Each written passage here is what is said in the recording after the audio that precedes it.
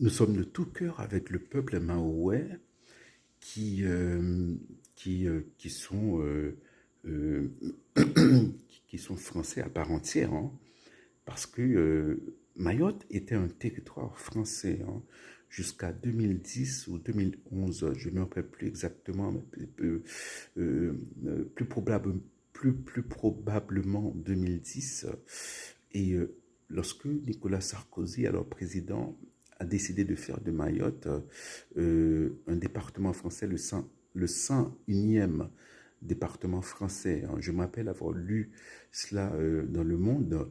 Et voilà, donc Mayotte, alors les, l'enjeu pour Sarkozy, c'était de faire de la France euh, la première puissance maritime du monde. Bon, maintenant c'est la deuxième, hein, donc c'est stratégiquement, bon, voilà, c'était une très bonne décision du point de vue stratégique, mais, mais il y a d'autres considérations, outre que les considérations stratégiques.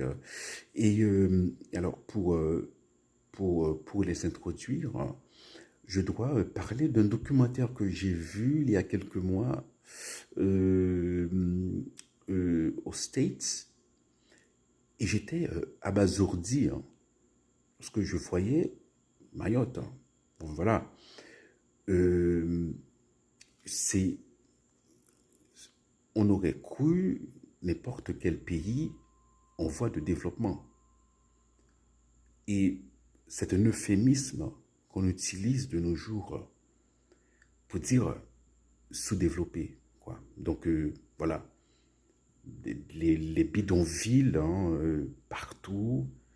Je m'appelle des gens qui, bon, voilà, il y avait une situation rocambolesque où quelqu'un avait perdu sa maison. Bon, voilà, il n'y a pas d'eau courante, il n'y a pas de, voilà, c'était, et même des chauffeurs de bus scolaires qui se faisaient caillasser régulièrement chaque jour par une jeunesse qui est à la dérive, et même les jeunes qui voulaient étudier, eh bien ils se faisaient, voilà, ils étaient victimes de brimades.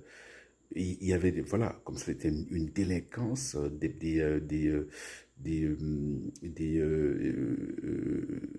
des gangsters wannabe, comme on dit, hein, voilà. C'était, j'étais vraiment surpris de voir l'état de